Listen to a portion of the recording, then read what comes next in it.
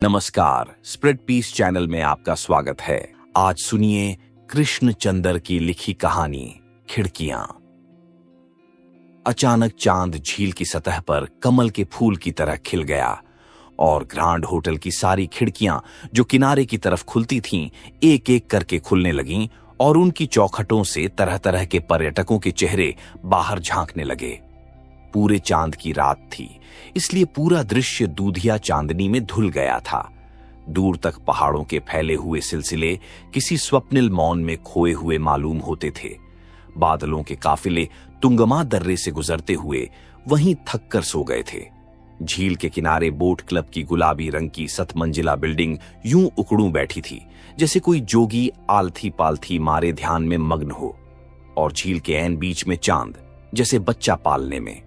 दूर झील की स्वच्छ सतह के चारों ओर बेदमजनू के सायों से उलझती हुई, कतराती हुई, लहराती हुई वह अकेली सुनसान सी सड़क, जैसे कोई सुंदरी दर्पण के चारों तरफ अपना रिबन रखकर भूल जाए।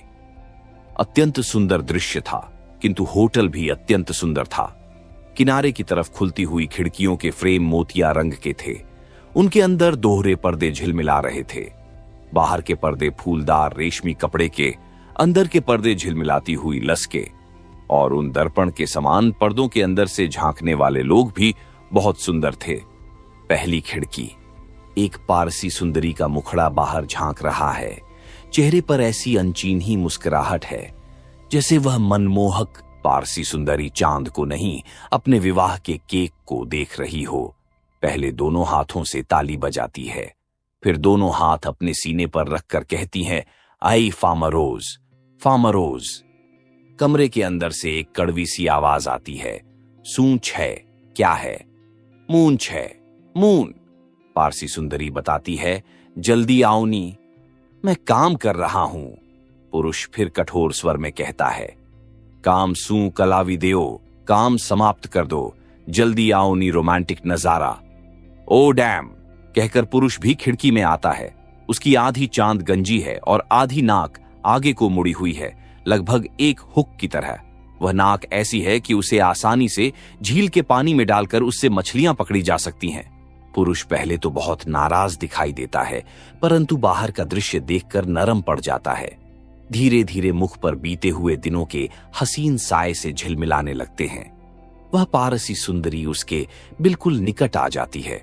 वह उसकी कमर में अपना हाथ डाल देता है और कहता है, खुर्शीद, हां, फ्रामरोज, तुमको याद है, इतना ही बड़ा मून था, बल्कि इससे भी डबल होगा, जब हम तुम्हारा घर का टेरेस पर कुंबाला हिल पर बैठे हुए थे और तेरे बाप ने मुझको शादी के लिए ना कर दी थी।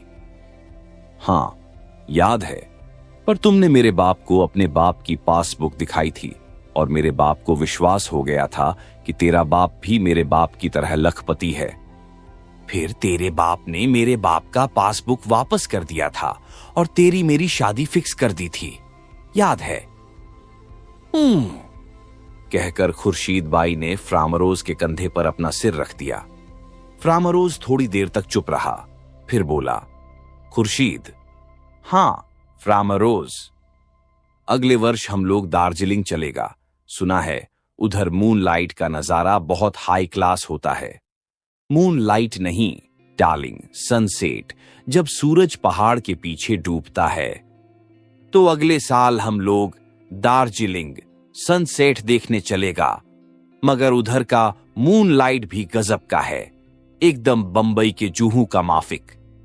फिर दोनों प्रशंसा सूचक दृष्टि से चांद की ओर देखने लगते हैं। दूसरी खिड़की, घुंघराले बालों वाला, शायराना आंखों वाला, रंगीन बुश शर्ट वाला एक सुंदर लंबा चौड़ा नवयुवक खिड़की में खड़ा होकर चांद की तरफ देखकर एक आह भरता है। अचानक कमरे के अंदर से एक आवाज आती है, दिनेश, दिनेश। नवयुवक सिगरेट का एक कश जोर से लेकर सिगरेट खिड़की से बाहर फेंक देता है और फिर बुरा सा मुंह बनाकर कहता है, हां शर्मिष्ठा, क्या है? 11 बज गए, कब सोओगे? नवयुवक खिड़की से मुंह फेरकर कमरे की तरफ देखकर कहता है, अभी नींद नहीं आती। फिर वही कमरे के अंदर से आवाज आती है, पलंग पर लेटोगे तो आ जाएगी। तुम सो जाओ, मैं आता हूं, जरा एक सिगरेट और पी लूं। यह कहकर वह नवयुवक अपनी जेब से डिब्बी निकालकर उसमें से एक सिगरेट निकालकर लाइटर से जलाता है और चांद से पूछता है, नींद क्यों रात भर नहीं आती? इतने में शर्मिष्ठा खिड़की में आ गई है। छोटे कद की, भारी शरीर की, फसौटे बालों वाली, बहुत कुरूप स्त्री है। उसके गहरे मेकअप ने उसे और भी कुरूप कर दिया है। आते ही वह दिनेश का बाजू पकड़कर उसे अंदर कमरे की तरफ घसीटते हुए कहती है, रात भर अब चांद की तरफ देखते रहोगे तो नींद कैसे आएगी? घड़ी दिखाकर, देखते नहीं हो 11 बज गए हैं। चलो अब सो जाएं। तुम जाओ, मैं बाद में सो जाऊंगा। शर्मिष्ठा बड़े प्यार से, चलो दिनेश, उसका बाजू पकड़कर फिर घसीटती है। दिनेश क्रोध से बाजू छुड़ाकर लगभग चिल्लाकर कहता है, कह जो दिया, मैं बाद में सोऊंगा, बार बार परेशान क्यों करती हो? शर्मिष्ठा की आंखों में आंसू आ जाते हैं। वह जोर जोर से रोते हुए कहती है, जब देखो चांद को देखते रहते हो, मेरी तरफ कभी नहीं देखते। क्या रखा है इस मुए चांद में? शर्मिष्ठा रोती हुई खिड़की से चली जाती है। कुछ क्षण तक उसकी सिसकियों की आवाज सुनाई देती है। फिर दिनेश क्रोध में आकर खिड़की बंद कर देता है। तीसरी खिड़की। एक अधेड़ आयु का आदमी खिड़की से लगा चांद की ओर देख रहा है। उसके एक हाथ में शराब का गिलास है, दूसरे में सिगरेट है। कभी एक कश लेता है, कभी एक घूंट पीता है, कभी चांद की तरफ बड़ी बेचैन निगाहों से देखता है। फिर घबराकर अपनी घड़ी की तरफ देखने लगता है। फिर खिड़की से कमरे के अंदर चला जाता है। खिड़की कुछ क्षणों के लिए खाली हो जाती है। इतने में कमरे से घंटी बजने की तेज आवाज आती है। फिर वही अधेड़ आयु का आदमी खिड़की में आ जाता है और तेजी से शराब के 2-3 घूंट और सिगरेट के 2-3 कश जल्दी जल्दी से लगाता है। मालूम होता है उसकी बेचैनी क्षण प्रतिक्षण बढ़ रही है। इतने में खिड़की में उसके समीप होटल का एक बेरा प्रकट होता है। Yes sir. अरे वह अभी तक नहीं आई? बस आती ही होगी। कब आएगी? उसने बोला था 11 बजे के बाद आएगी। ठीक ठीक बताओ, तुम खुद गए थे उसको लेने के लिए? हुजूर, जो ठीक ठीक पूछते हो तो मैं तो नहीं गया था, क्योंकि मुझको मैनेजर साहब ने काफिर हिल वाली मेम साहब के बंगले पर भेज दिया था, इसलिए मैं 11 नंबर के बैरे को बोल गया था। वह क्या बोलता है? वह बोलता है साहब कि उसको 18 नंबर की मेम साहब ने एक टेलीग्राम देने के लिए पोस्ट ऑफिस भेज दिया था, इसलिए वह जाते जाते 9 नंबर के बैरे से कहा गया था। तो 9 नंबर का बैरा किधर है? उसको बुलाओ इधर। 9 नंबर का बैरा अपने घर गया है जी। फिर वह मुझको बोल गया कि वह उसको बोलने के लिए गया था, मगर वह घर पर नहीं थी, तो वह उसके घर पर किसी से बोल के आया है कि इधर 11 बजे आ जाओ, और वह बोले कि हम उसको बोल देगा कि तुम बोलता है कि साहब ने बोला है कि शट अप। सहम कर, जी हुजूर, गेट आउट। Yes sir. बैरा जल्दी से खिड़की से गायब हो जाता है। अधेड़ आयु का आदमी चांद की तरफ देखते हुए शराब का गिलास खाली कर देता है और खिड़की से मुड़ते हुए कहता है, हेल, ऐसी खूबसूरत चांदनी रात गारत हो गई, ब्लडी स्वाइन। चौथी खिड़की। खिड़की के एक पट पर एक नवयुवक बहुत ही सुंदर पोज बनाए खड़ा है। उसके बिल्कुल सामने एक परी सी सुंदर लड़की तंग और चुस्त कमीज सलवार पहने इस तरह खड़ी है जैसे वह कैमरे के सामने हो। लड़की प्रसिद्ध हीरोइन चांदबाला है। लड़का प्रसिद्ध हीरो सुखदेव राज है। लड़का प्यार से चांदबाला को मरजानी कहकर पुकारता है। लड़की हीरो को लाड़ से टिच्चू कहती है। हीरो मरजानी, हीरोइन टिच्चू। हीरो, वह चांद तुमसे अधिक सुंदर नहीं है। हीरोइन, पर तुम चांद से अधिक सुंदर हो। हीरो हंस पड़ता है और पोज बदलता है और कहता है, ये किस फिल्म के डायलॉग थे? हीरोइन, भूल गए, मैं मर गई सैया के थे, बड़े प्यार से डायलॉग लिखे थे सैलाब लखनवी ने। हीरो, सैलाब लखनवी नहीं, साहब लखनवी ने। हीरोइन, अच्छा। हीरोइन बड़े प्यार से अच्छा कहकर पोज बदलती है। हीरोइन के पोज बदलने से हीरो भी पोज बदल लेता है और कहता है, मरजानी। हीरोइन कहती है, हाँ टिच्चू। हीरो, देखो, एक चांद आसमान पर है, एक झील में है, एक मेरी खिड़की में है। हीरोइन, एक मेरी आंखों में है, एक मेरे दिल में है, एक मेरी रूह में है। हीरो, दोनों बाजू फैलाकर, आओ इस चांदनी रात में कहीं खो जाएं, दीनों दुनिया से बेखबर सो जाएं, सच्चे प्रेम के साबुन से झूठी मोहब्बत के इल्जाम को धो जाएं। हीरोइन, यह मोहब्बत है कि किसी साबुन कंपनी का विज्ञापन है। हीरो हंसकर स्वर बदलकर कहता है, बिल्कुल ठीक कहा तुमने, ये साबुन कंपनी वालों ही की फिल्म के डायलॉग थे। कमबख्त ऐसे जबान पर चढ़ गए हैं कि असली सिचुएशन पर भी नकली डायलॉग जबान पर आ जाते हैं। हीरो खिड़की से जरा हीरोइन की तरफ झुकता है और आंखों में और स्वर में एक विशेष रंग पैदा करते हुए कहता है, मरजानी। हीरोइन भी हीरो के समीप उतनी ही झुकती है और सीने पर हाथ रखकर धीरे से कहती है, टिच्चू, मेरे टिच्चू।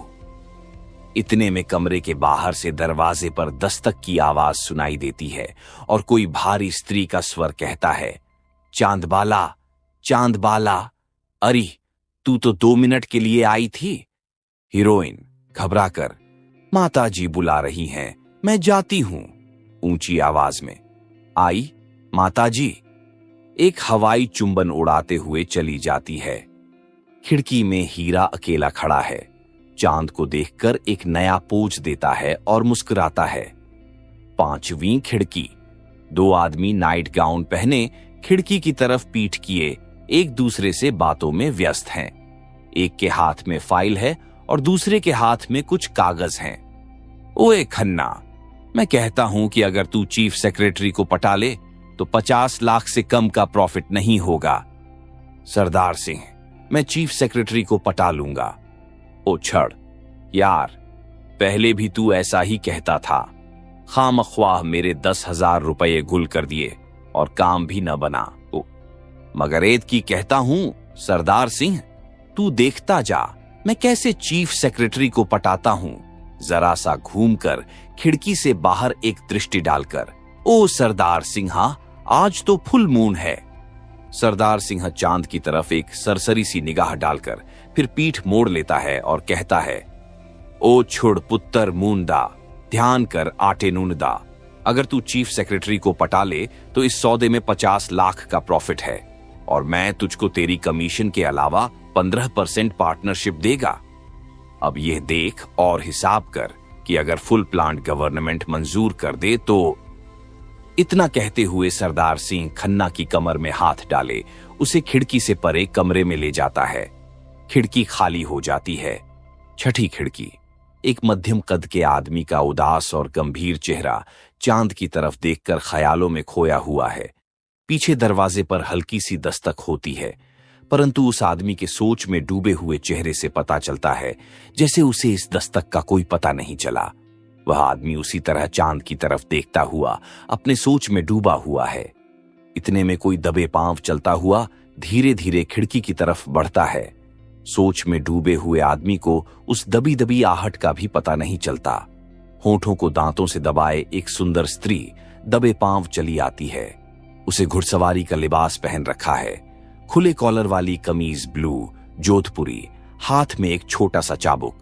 खिड़की के पास आकर वह पुरुष के मुख की तरफ ध्यान से देखती है जो सोच में डूबा हुआ है। उसे देखकर आप मुस्कुराती हैं। वह आदमी चौंक जाता है और उस स्त्री की ओर घूमे बिना एक हाथ से उसकी पलकों में उंगलियां फेरने लगता है। स्त्री कहती है, चांदनी रात में घोड़े की सवारी का बहुत आनंद आया है, काश तुम भी चल सकते। जब जोड़ों का दर्द जाता रहेगा तो मैं भी चला करूंगा। उफ, मुझे तो फिर से भूख लगी है। घुड़सवारी के बाद बेहद भूख लगती है। क्या खाऊं? टिफिन कैरियर में कुछ चिकन सैंडविचेस रखे हैं, वे खा लो। वह स्त्री खिड़की से कुछ क्षणों के लिए गायब हो जाती है। अब जो आती है तो चिकन सैंडविचेस खाते हुए आती है और खाते खाते पूछती है, तुम क्या करते रहे? मैं चांद को देखता रहा और तुम्हारी प्रतीक्षा करता रहा। झूठ बोलते हो, तुम तो किसी सोच में डूबे हुए थे। समीप आकर शोखी से, किसकी याद सता रही थी? तुम्हारी। तुम्हारे होते हुए इस सुंदर चांदनी में भला किसी और की याद आ सकती है? स्त्री खुशी से आह भरकर, हाँ, यह चांद बहुत सुंदर है। इसने जिंदगी के हर गांव पर हमारे प्यार को रास्ता बताया। इसने हमारी आहें भी सुनी हैं, हमारे आंसू भी देखे हैं, हमारी चाहत के चुंबन भी महसूस किए हैं। एक एक करके याद करो ये सुंदर चांदनी रातें। हाय, मुझसे कोई सारी दुनिया ले ले, मेरा चांद मुझे दे दे। पुरुष, एक दिन वह भी आएगा। इंसान ने सितारों पर कमंद फेंकी है, चांद सबसे पहले हमारे जाल में आएगा। स्त्री, हाय, मेरा जी चाहता है मैं स्पुतनिक पर बैठकर सबसे पहले चांद में जाऊं। खिड़की के नीचे से अचानक एक आवाज उठती है, एक रोटी दे दो, सुबह से भूखी हूं, मेम साहब की जोड़ी सलामत रहे, एक रोटी दे दो।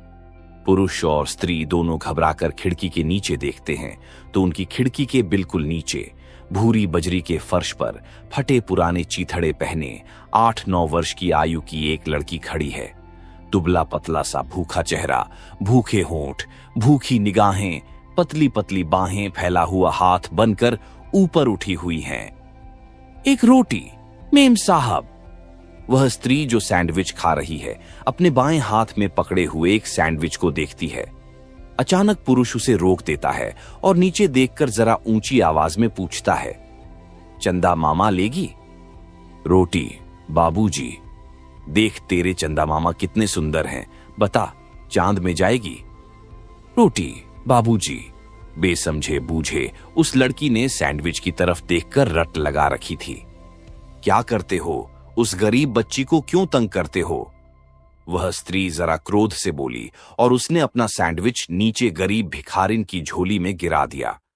सैंडविच लेकर वह भिखारिन फौरन वहां से भाग गई। अब वह तेजी से सैंडविच खाती जा रही थी और भागती जा रही थी और पीछे मुड़ मुड़ कर देखती जा रही थी, जैसे उसके पीछे कोई पीछा करता हुआ उसका सैंडविच छीनने के लिए आ रहा था। स्त्री के नेत्रों में आंसू आ गए।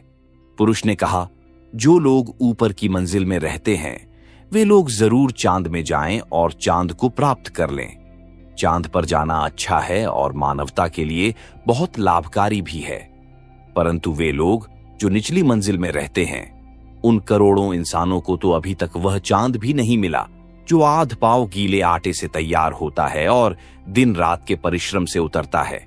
आसमान के ऊपर शून्यों में घूमने वालों, एक नजर धरती की ओर भी देखो और देखो कि किस मुसीबत से इंसान अभी तक उस नन्हे से स्पुतनक को ढूंढ रहा है जिसका नाम रोटी है।